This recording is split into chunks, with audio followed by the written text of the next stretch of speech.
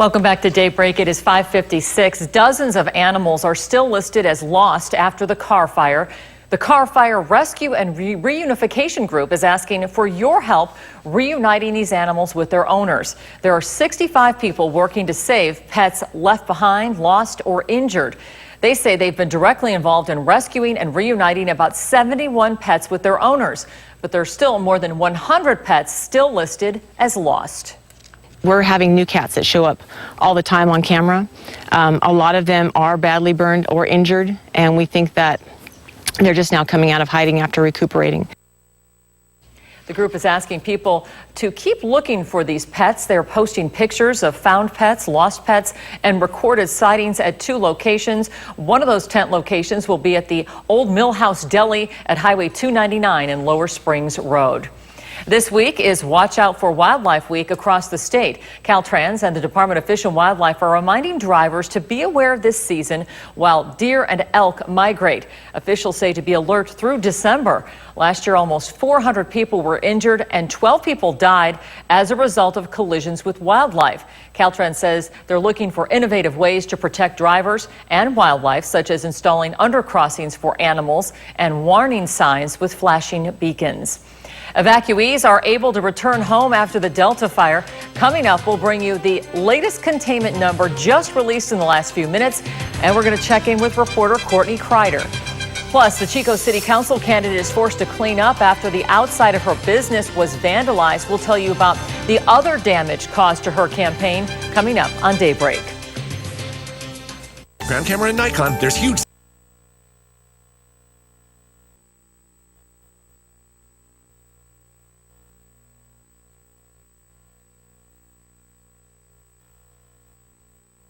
The North State to the North Coast. Get the facts right.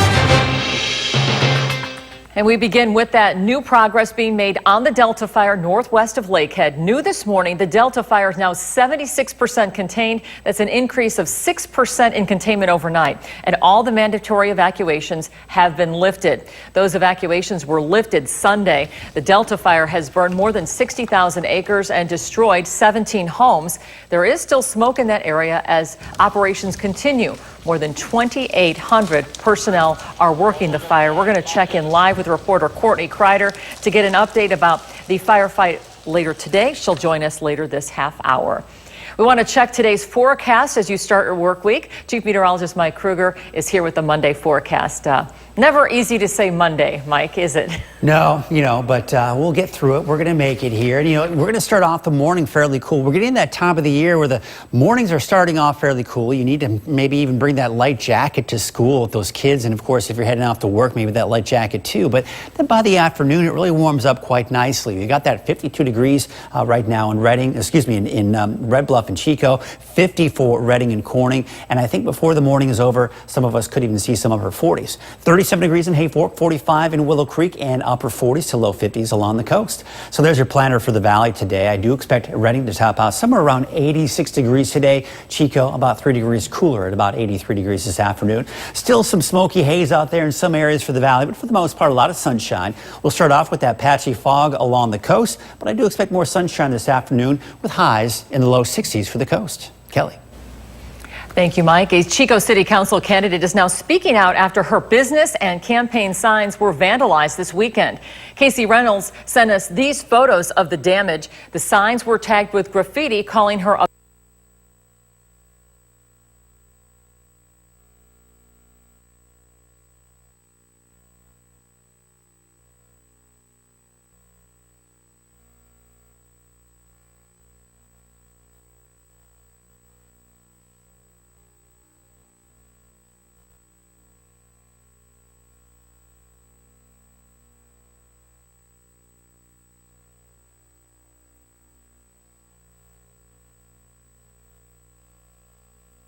before it was fire percent contained. Is provided by Strange and Son Fencing solutions of all kinds.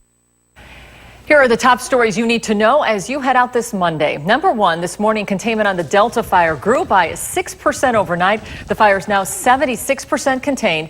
All the mandatory evacuations were lifted Sunday. The Delta fire has burned more than 60,000 acres northwest of Lakehead and destroyed 17 homes. Number two, today you can learn more about the recovery process from the car fire earlier this summer. The city of Reading is hosting a community meeting tonight with a question and answer format. That meeting is at 5 p.m. in the community room at City Hall. The fire started July 23rd and burned more than 229,000 acres before it was fully contained. Number three, Tropical Depression Florence continues to drench the East Coast. The storm is covering parts of 6 states and has killed at least 17 people. Emergency crews will be airlifting supplies to Wilmington, North Carolina, as rising floodwaters cut off most of that city from the rest of the state. Number four, tonight there will be a second forum for the candidates vying for Congress in the 1st District. It starts at 7 p.m. at the Gray Eagle Fire Protection District on Highway 89 in Plumas County. Yesterday, the incumbent Doug LaMelfa and challenger Audrey Denny faced off at a candidate forum at Anderson High School. And number five, a man was arrested in Oroville after police say he threatened to kill Burger King employees and bomb that restaurant. On Sunday, police arrested 24-year-old Rondal Verdon, who they say is a local transient. Police also say he did not have any bomb-making materials or weapons on him at the time of his arrest. It is 6:15. Deputies in Humboldt County are searching for a vehicle involved in a road rage shooting. They're looking for a silver Dodge truck with metal racks on the back. Deputies learned of the shooting from the 35-year-old victim in the hospital on Friday. That victim claimed he was shot near Garberville on Alder Point Road near Dyerville Loop Road during a road rage incident. Deputies say there were 2 suspects in the vehicle, one described as a tall Hispanic man with a thin build and glasses, the other a blonde white man. The victim had non-life-threatening injuries. 6:15 the time. Tropical Depression Florence continues to drench the Carolinas. We're going to show you the flooding that is stranding the community of Wilmington, North Carolina, and the people who are stuck there. You're watching.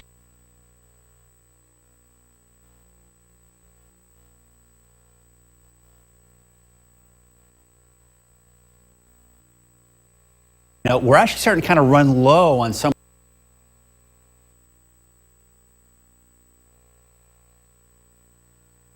Reports from Wilmington.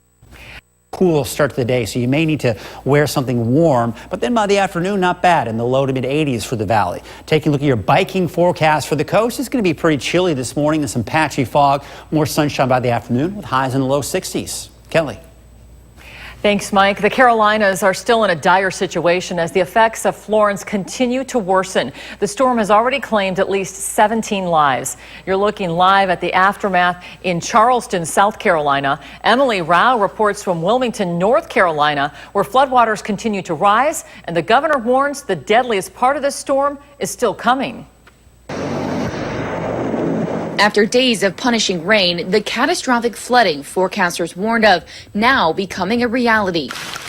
Rivers rising to record levels, flowing through neighborhoods and cutting off towns. So far, what we're dealing with is probably the most catastrophic disaster that this county has seen in the last 50 or 60 years. First responders working around the clock, carrying out hundreds of rescues. The Coast Guard pulling a mother and infant from danger. The elderly being taken to safety from this nursing home in Goldsboro, North Carolina. Floodwaters are still raging across parts of our state, and the risk to life is rising with the angry waters. More than 170 roads in North Carolina impassable, including 2 major highways, leaving some drivers stranded. This is Highway 74, a main east-west corridor leading in and out of Wilmington. Take a look, a car driving through that high water. It's flowing right over the highway. At times, it's been too high for cars to get through. And long lines forming at the few open businesses as people venture out for the first time in days. So we had to get out, because we can't, no electricity, we can't cook or anything, so we finally come out today. It's scary. You think the worst of it's over, but then we get another gust of wind, bad high winds, and rain. And here in Wilmington, the Cape Fear River, just a couple of blocks down the street here, it already broke a record on Friday, and this morning a flash flood warning is still in effect. Emily Rao, ABC News, Wilmington, North Carolina.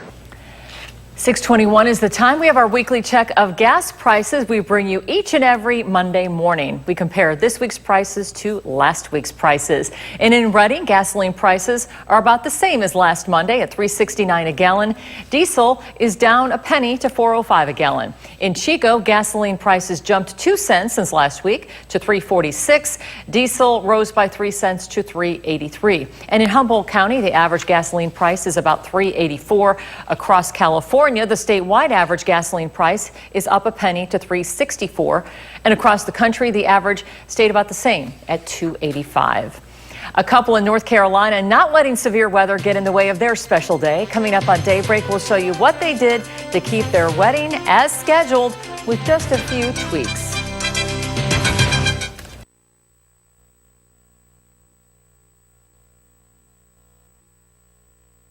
First wedding. Sarah Kruger, WRAL News, Goldsboro. Doesn't accessible.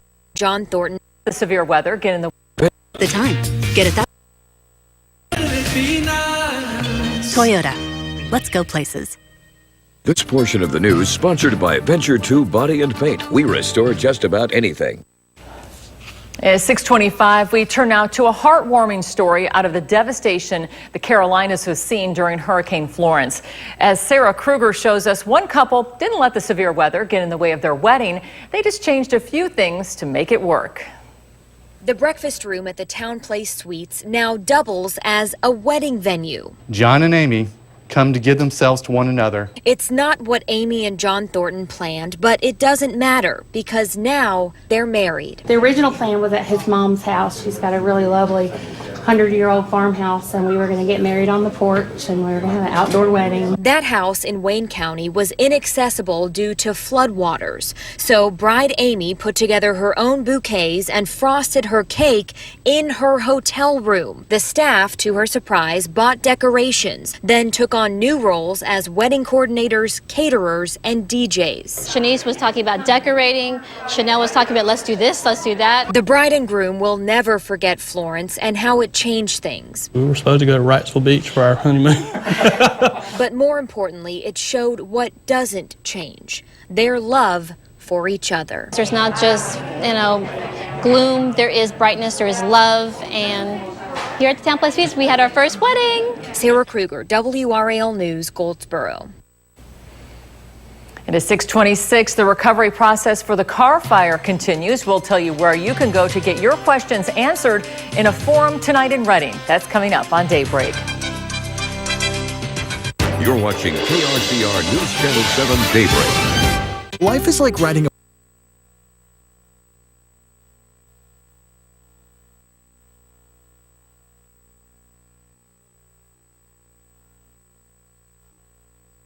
grown.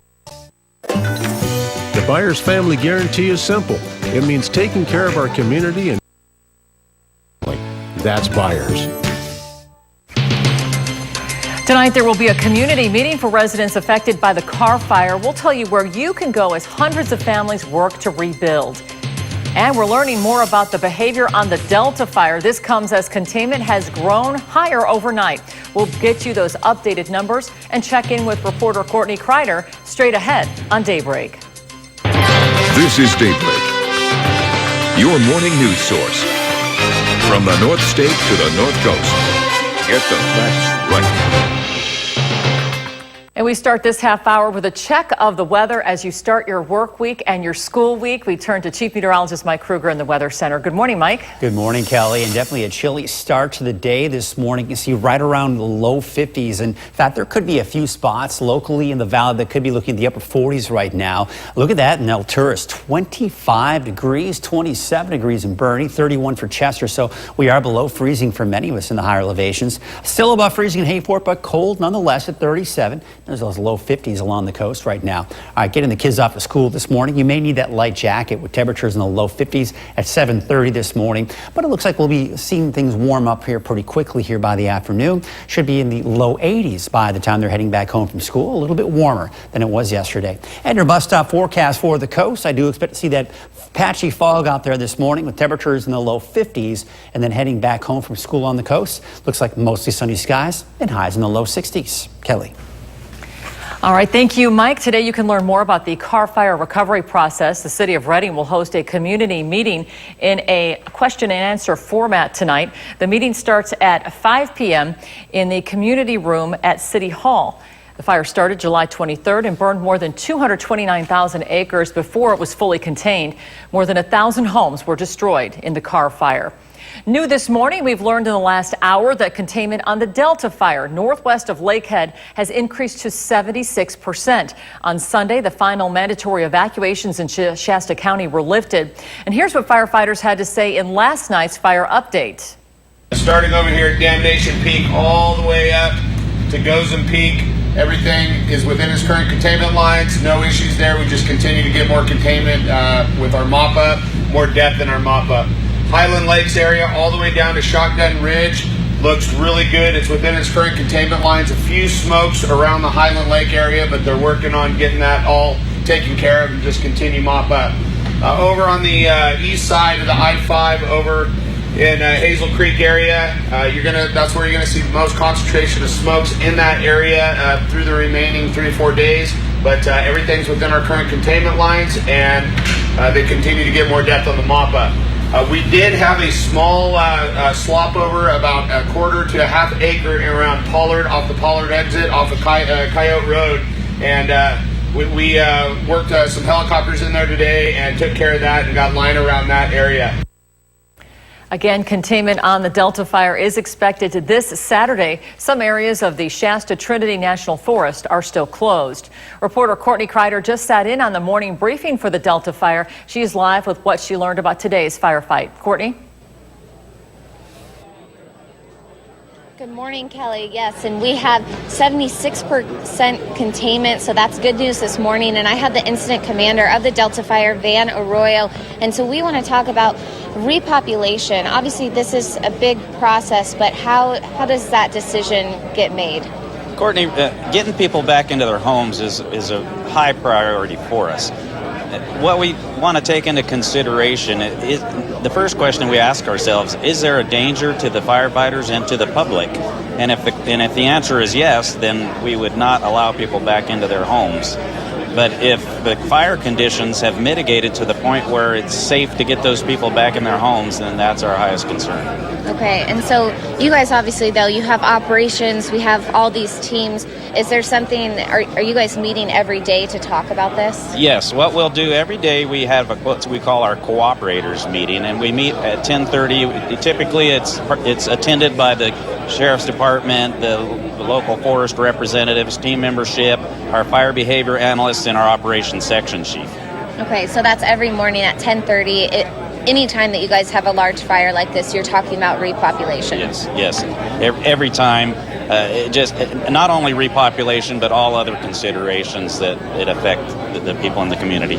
Okay, and so from this point forward, what are we looking at with this fire? What do you...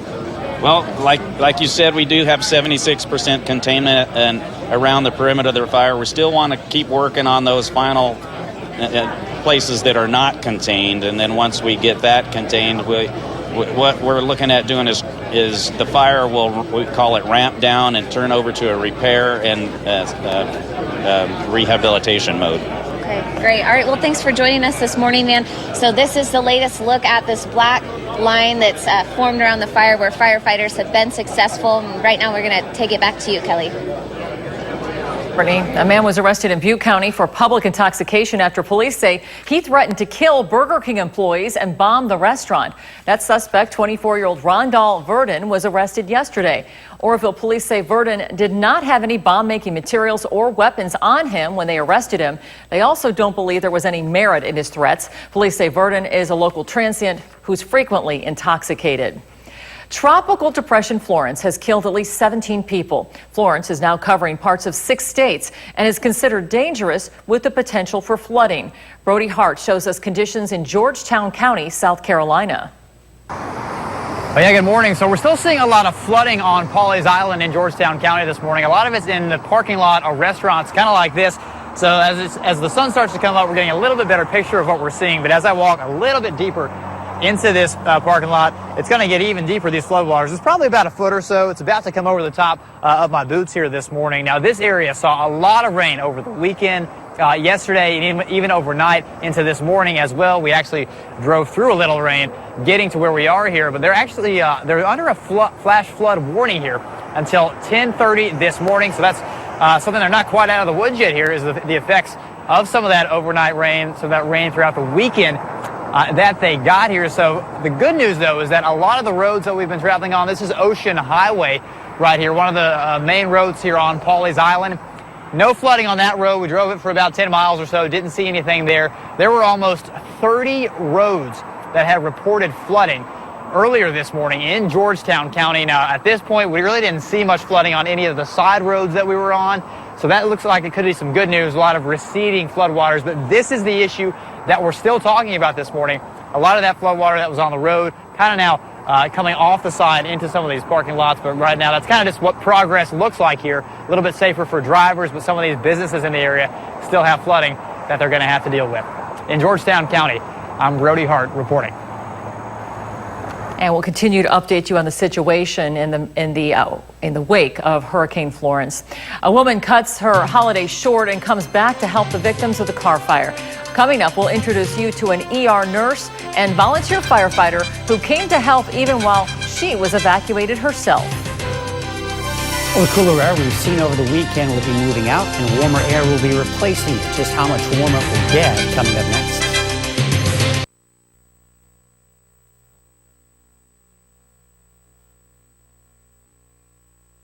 We'll start to migrate there. You can see a low threat. Welcome back, everyone. The time now is 6:39. It's Monday morning. We're going to start off the morning off with some fairly cool temperatures. You need to grab that light jacket or send the kids off to school with that light jacket before heading out. But by the afternoon, it looks like it's going to warm up here quite nicely. There you can see a low threat for severe weather, at least for the next 3 days, and that'll probably even continue into the weekend. The cooler air that's been in place all weekend long is beginning to move itself off to the north and east. Now, as it does that, what we're going to start to see happen is warmer air from the south will start to migrate back into Northern California. This is why we expect a warming trend over the next several days. It will peak on Thursday. After that, we'll see another drop in our temperatures as some cooler air begins to move in. Now, this is Precision Cast, not my forecast highs. I just want to show you the trend because as you can see today, I'm expecting low to mid 80s. That'll most likely be the case here for Tuesday, maybe a little bit warmer, and I do expect to see some 90-degree readings as early as Wednesday before we peak with this warming trend on Thursday. Now, looking at your 7-day forecast for the coast, we've got those low to even some mid 60s in the forecast. So your first day of fall on Saturday, about 63 degrees. That'll continue on Sunday. Taking a look at your 7-day forecast for the inland areas, temperatures in the upper 70s to around 80 degrees through Wednesday. But then we see a slight increase in our temperatures on Thursday and then another drop going Friday and through the weekend. Here's a look at your 7-day forecast for Redding. There you can see temperatures in the mid to upper 80s. So again, you see this gradual increase in our temperatures. By Thursday, Redding will top out at around 95 degrees. That will be the peak of the warming trend. After that, as we go into your weekend, temperatures will start to drop, and by Saturday, Sunday, temperatures back down to the mid to upper 80s. Let's take a look at your 7-day forecast for Chico. Temperatures low to even mid 80s for today and tomorrow. Upper 80s, close to 90 by Wednesday. The peak of the warming trend on Thursday, the high of about 92 degrees. But it looks like as we go into the weekend, temperatures dropping back down in the low to mid 80s. Kelly. Thanks, Mike. It is 6:41. A woman steps in to help residents impacted by the car fire while she was also evacuated. We'll tell you what she found when she went home, coming up on Daybreak.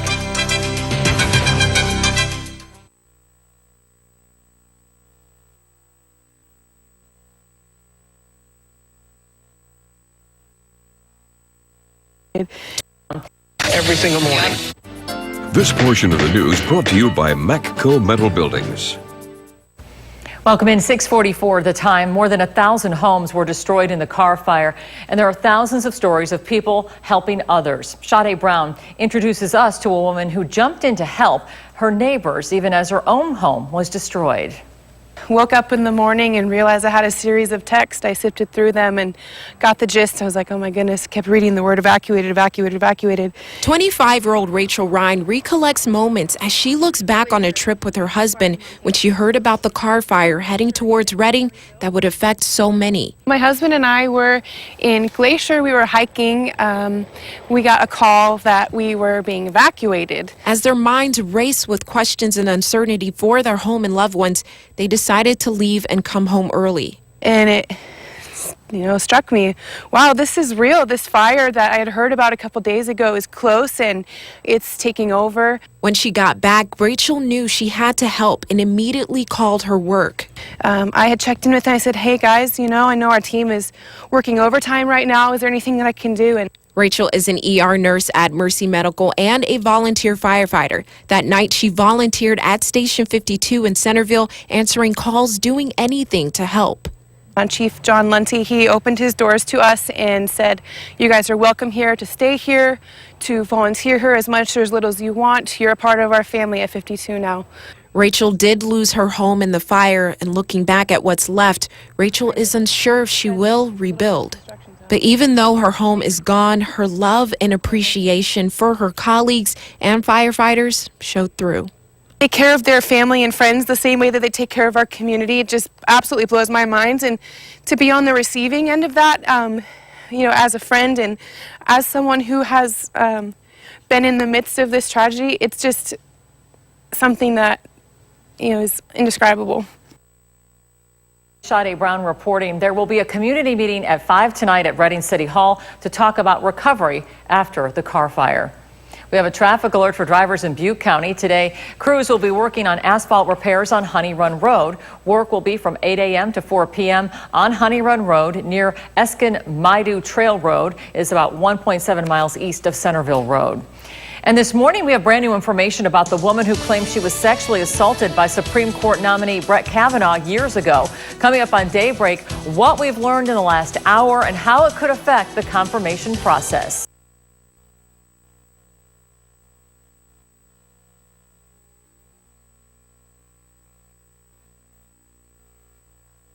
And you.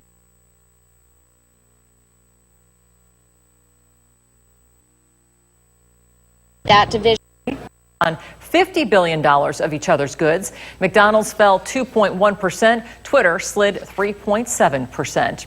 Reporter Courtney Kreider just sat in on the morning briefing at the Delta fire. She's live with what she learned about today's firefight. Courtney? Good morning, Kelly. While we are growing in containment, we do still have some top priority areas of the fire. So that remains in this east direction over here in what we call Yankee, that division where we do have, of course, some homes, and then in this southwest region over here in division Charlie. So if you hear them talk about that, the priority areas are because there are homes, structures, private property in that area that they, of course, don't want to burn. And we have lost 17 homes on this fire, so that remains a priority. You're going to see some smoke in this area that is controlled. So they're doing some burning operations. You can see this red line. That is a firing operation in these steep ridge lines over here. And what they're doing is cleaning the topography. So they're saying this is actually good for the forest. They're cleaning out that dry vegetation and letting that burn so that another fire does not break out here as large as this one, or the remainder of this active fire doesn't take off, as what they call it. And they're actually using a dozer line from the car fire to complete this and secure it. Kelly? Good update. Thank you, Courtney, for that. And we'll be back with today's top stories when we come back on Daybreak.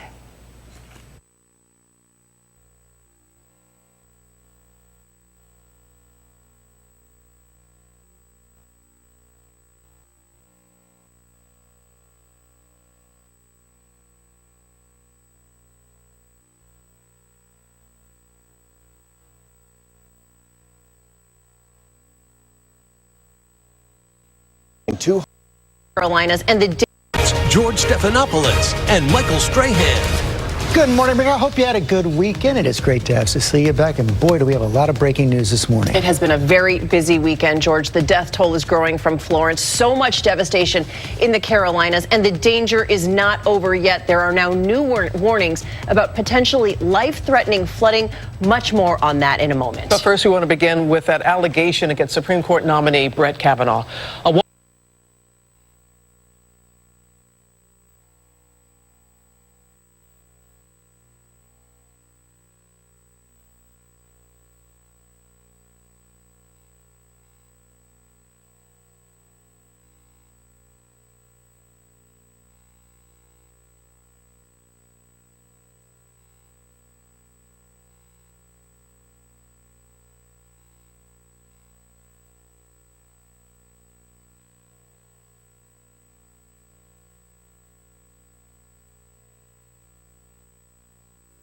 Flash flood watches causing information, because this kind of bloodletting, Ms. Katz talked about a bloodletting. The bloodletting is on both sides, unfortunately, in situations like this. Chris Christie, thanks for your time this morning. Thanks, George. Cecilia? Okay, George, now to the growing devastation from Florence. The system is still causing so much damage across the Carolinas. North Carolina's governor now warning it has never been more dangerous than it is right now. At least 17 people dead, more than 900 rescues, and much of the Carolinas now under flash flood watches or warnings. And the worst could be yet to come in some areas. Let's start with Ginger, who is just back from the storm zone. She is tracking it all. Good morning, Ginger. Good morning, Cecilia. Let me set the scene for you. So you're waking up, you feel trapped because this is the fourth morning without power and your home is surrounded by water. That is the reality for thousands of people in North Carolina this morning as we watch the system move to the north and flash flood warnings are still on. It's still raining in some of these places. And so you see flash flood warnings all the way from Myrtle Beach and Wilmington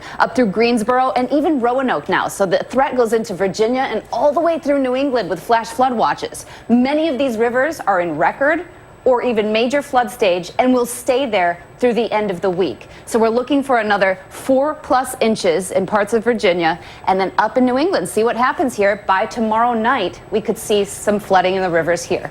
Robin? And Ginger, you were talking about the difficulty on Saturday to try and leave that region. Can you only imagine what it is like now? As early as Saturday morning, we could not get out through the north. We had to go all the way to Savannah to get out of the southeast. All right, Ginger. So let's go to Amy, who's still on the ground there in Elizabeth City, North Carolina. Amy, you've seen those rescues firsthand as that huge effort continues to try and keep people as safe as they can. Amy, good morning.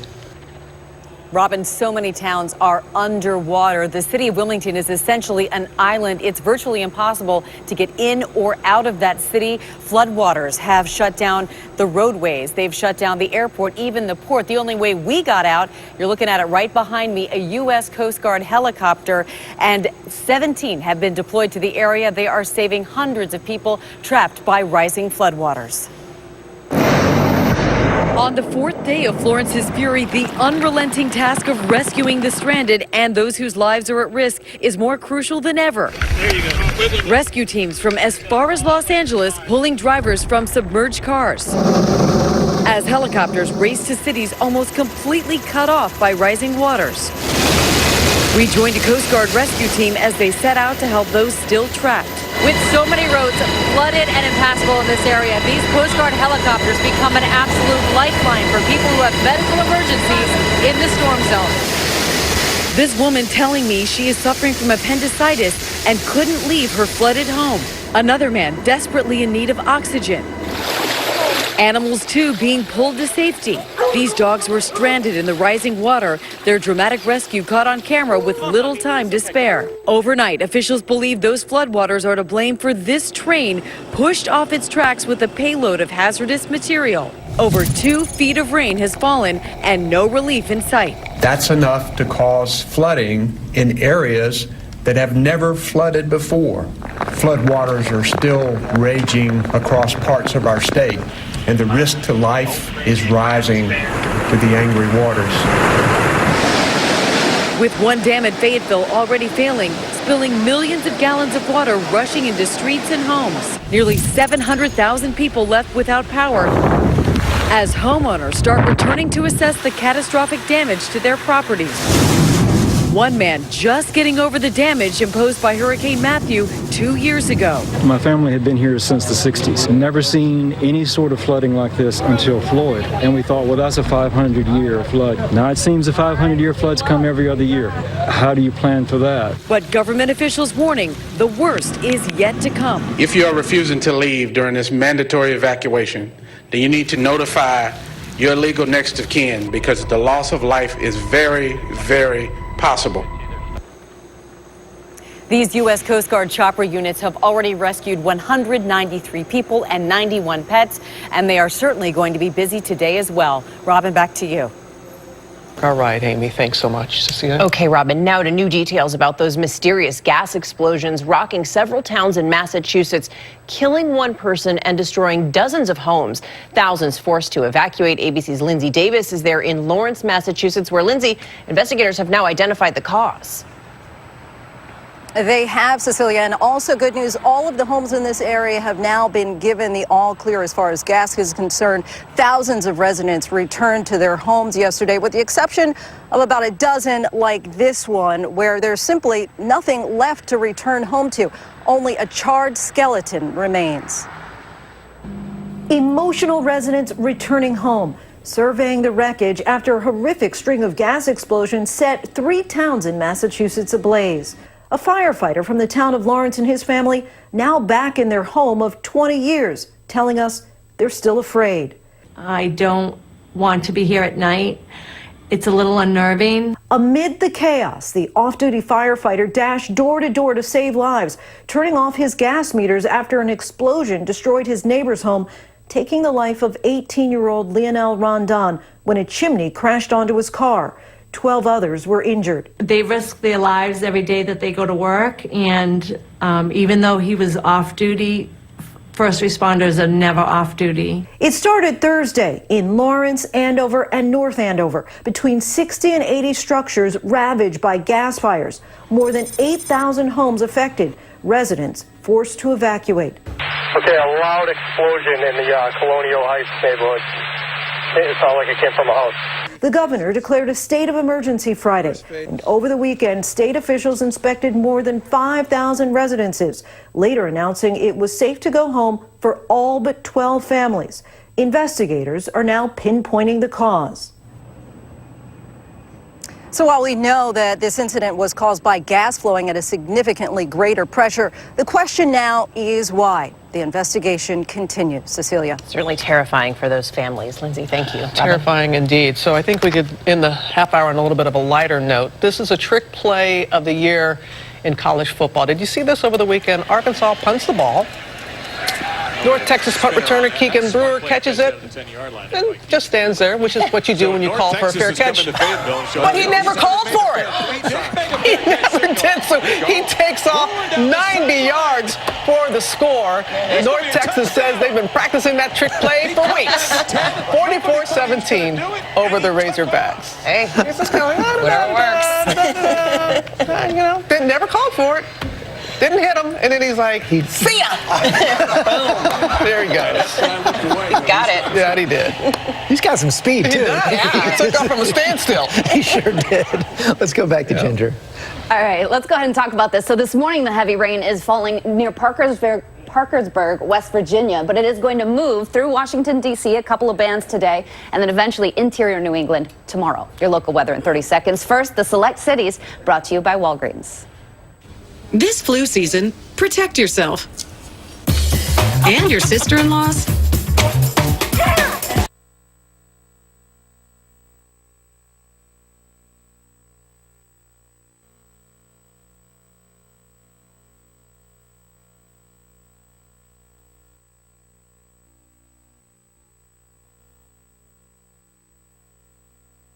Active prior Delta fire north.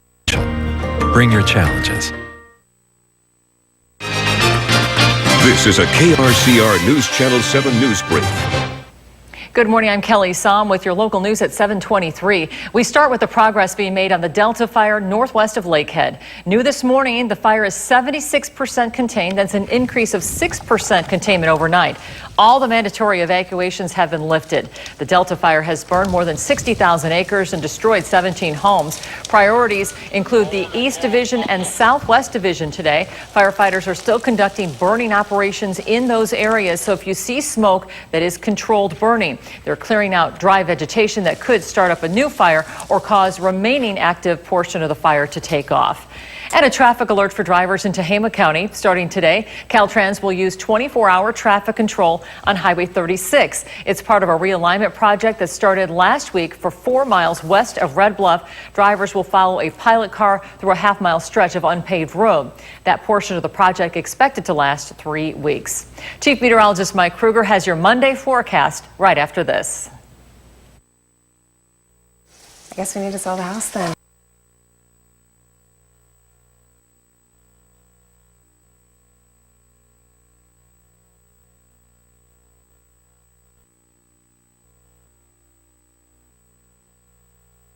Could be North Carolina. Here. What about here? Yep. What about here? Here too. Here? I don't think so. That makes sense. Go with the one that's here to help life go right. State Farm. Back here on GMA, the Carolinas facing a flooding emergency from Florence. Rescue crews racing to save those who are trapped as unfortunately the death toll climbs. This is a live look at Jacksonville, North Carolina.